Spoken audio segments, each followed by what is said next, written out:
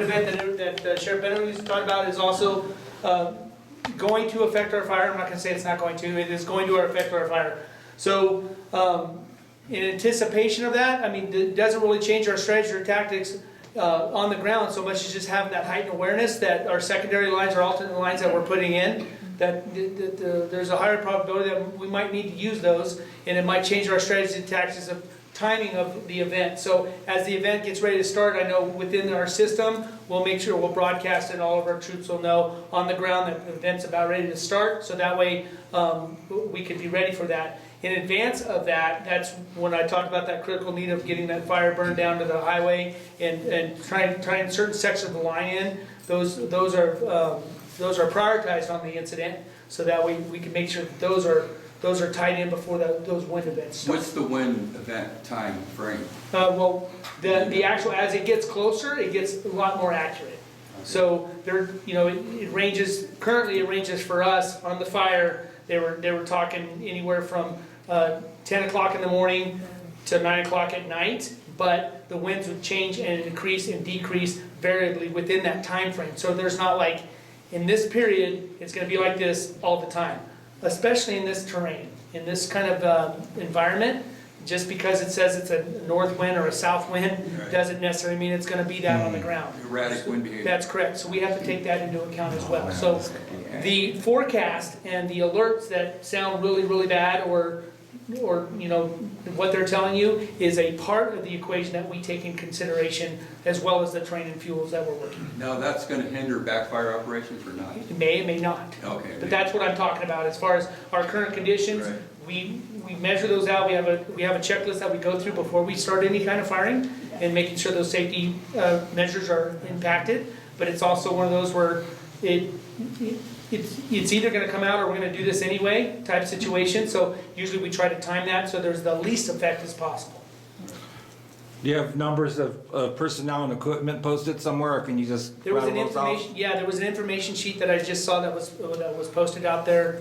I don't have the email address to where they can get it, but I do know that there's an email sheet or an information sheet. So I'm Emily Kilgore. I'm the PIO for the incident. If you guys are interested in being in the email version of the fire updates, the incident sheet that he's talking about, you can email briceburgfire2019@gmail.com. I'll add you to our email list, and then twice a day you'll get the updates from us with that Excellent. information. Thank you. You say the email address one more time? briceburgfire2019@gmail.com. And she'll be around after if you guys didn't get that, and we'll be able to give it to you again. I have one more question. With this low inversion stuff going on, there's a thing called blowout conditions, if I remember correctly. Do you consider that in this fire? Do you think that's a possibility? So we work with the National Weather Service, and they do a spot weather forecast for us. And on that spot weather forecast, they're looking at the area directly at the fire. So we have the most information available to us. Like a box canyon inversion? Yeah, we get an inversion every night. Right. Are you afraid of a blowout condition? Do you know what I mean?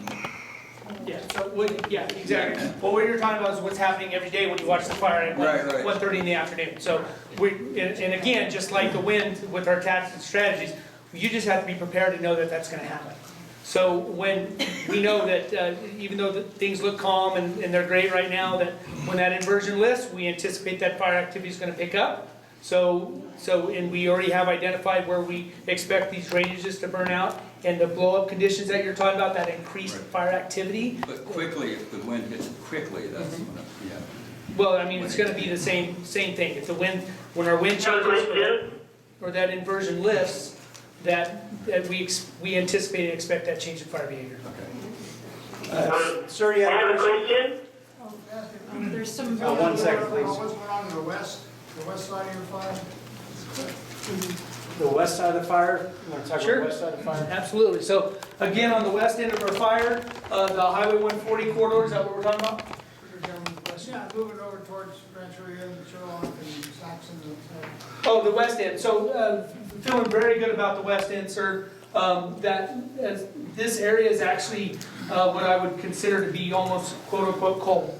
So this area of the fire, that west end that you're talking about, from the octagon down is the area that we're talking about. The concerns for the Rancheria Creek, Sherlock, and Saxon Creek would be, are there. I mean, we're thinking about that, but that's also why we need to do this firing operation to try to get around to limit or mitigate the potential of that fire coming out of that gulch and jumping Highway 140. Thank you. And the person on the phone, question? I'm up in Mariposa Pines, and I'm just wondering if we should be concerned. Is it coming towards us, or, yes? Sure, Is it coming towards us? No, I understand, and so the answer is yes and no. So yes, it is moving to the east. You didn't like that answer. You didn't like that answer, no. So it is moving to the east, however, it's currently not close enough, or it has not spread, or we do not anticipate it spreading to the point where, at this point, I would say that you're in danger, or there needs to be a heightened level of concern. Oh, thank you so much. I really appreciate it. Sorry, my dog was just greeting my... Okay, thank you so much for everything. Thank you. Any other questions? Is there a possible cause yet? I'll let the incident commander address that one at the Okay. end.